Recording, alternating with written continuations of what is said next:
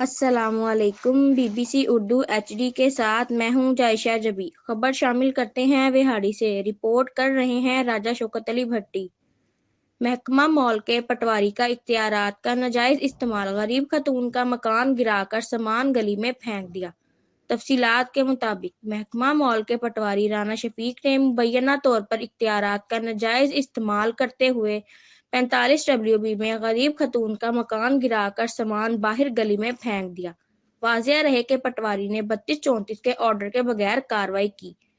غریب خاندان کا کہنا تھا کہ پٹواری نے مکان کی چھت گرا دی ہے، سامان گلی میں پڑا ہے، سخت سردی میں چھوٹے چھوٹے بچے لے کر کہاں جائیں۔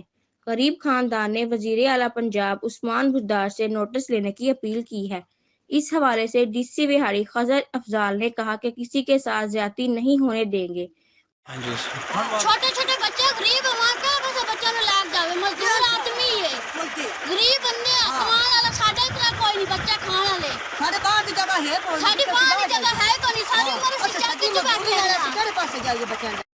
مزید خبریں اور اپڈیٹ کے لیے دیکھتے رہیں BBC اردو HD۔